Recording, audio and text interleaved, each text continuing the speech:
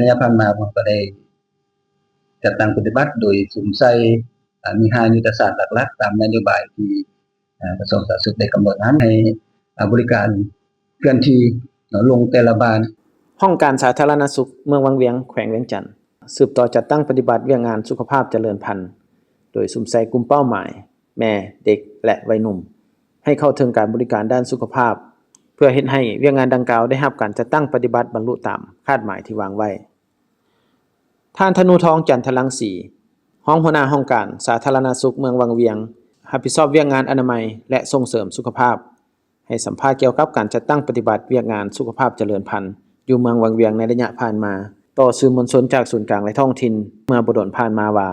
เมืองวังเวียงพวกเขาในระยะผ่านมาผมก็ได้จัดตั้งปฏิบัติโดยสุ่มใส่มี5ยุทธศาสตร์หลักๆตามนโยบายที่กระทรวงสาธารณสุขได้กำหนดนั้นอันที่1ก็เป็นสุขภาพเจริญพันธุ์วัยหนุ่มอยู่ในนั้นแล้วก็จะเล็งใส่เรื่องการวางแผนครอบครัวแล้วก็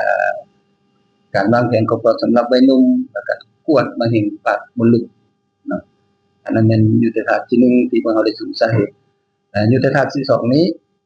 และแม่นพวกเราสนใจสุขภาพแม่โดยเฉพาะเป็นแม่หญิงก่อนเกิดเนาะแม่หญิงสิพาแล้วที่2ก็แม่นในหญิงที่ผ่านในระยะว่าเกิดแล้วก็เบิ่งแยงในเวลาหลังเกิดลูกเนาะแล้วก็อันนี้แม่นพวกเราได้สนใจนอกจากเกิดลูกจงหมอแล้วสถานที่บริการแล้วพวกเราก็ยังได้สนใจโรงเยี่ยมแม่หลังเกิดสำหรับยุทธศาสตร์ที่3นี้แม่นพวกเราได้สนใจสุขภาพของเด็กเกิดใหม่โดยการเบิ่งแยงเนาะที่จำเป็นเนาะในเวลาเด็กเกิดเนาะเป็นต้นในหลังจากเกิดมาเราก็ต้องให้ว่าการดูแลเนาะให้เด็กดื่มนมแล้วก็ให้ยาวัคซีนเนาะตามอาการนั้นเนาะแล้วยุทธศาสตร์ที่4นี้เป็นการดูแลสุขภาพสำหรับเด็กดีเนาะเด็กดีนี้พวกเราได้เล็งใส่เรื่องการให้วัคซีนเนาะแล้วก็เรื่องงานโภชนาการเนาะอันนี้มันเรียกหลักๆเนาะและอันที่5นี้ยุทธศาสตร์ที่5เป็นการดูแลเด็กโดยเฉพาะเป็นเด็กเจ็บเด็กเจ็บนี้เป็นพวกเราได้เฮ็ดกิจกรรมเสริมสร้างทางอันให้บริการวัคซีนและก็ให้การตรวจเด็กได้นำเนาะสำหรับ5ยุทธศาสตร์นี้เป็นพวกเราได้จัดตั้งปฏิบัตินับแต่คันเมืองลงฮอดสุขศาลาแล้วเมืองวังเวียงของเรานี้มีสถานที่บริการห้องหมอเมืองมี1แห่งแล้วก็มีสุขศาลา5แห่งเนาะแล้วพวกเราให้บริการว่าคงที่อยู่สถานที่ที่คงที่สำหรับสถานที่บริการแล้วก็ให้บริการเคลื่อนที่ลงแต่ละบ้านสำหรับเมืองเวียงของเรา61บ้านพวกเราได้ลงฮอดบ้านอันนี้เป็นสิ่งที่พวกเราได้เฮ็ดผ่านการจัดตั้งปฏิบัติผ่านมานั้นใน6เดือนผ่านมาก็เห็นว่าพวกเราก็มีผลสำเร็จหลายด้านและเป็นต้นหลักๆกันเป็นการให้ว่าวัคซีนแก่เด็กเนาะถึง6เดือนผ่านมานี้พวกเราสามารถบรรลุได้47%เนาะถ้าเทียบใส่แผนการนั้นพวกเราคาดการณ์ปีนี้อีก6เดือนเราจะบรรลุเนาะเกินกว่า95%เห็นนะอันนั้นสำหรับเด็กงานให้วัคซีนสำหรับเด็กอายุยัง1ปีอันที่2นี้แม่นสำหรับการเกิดมีเพศสวยสำหรับ6เดือนผ่านมานี้พวกเราสามารถปฏิบัติได้อยู่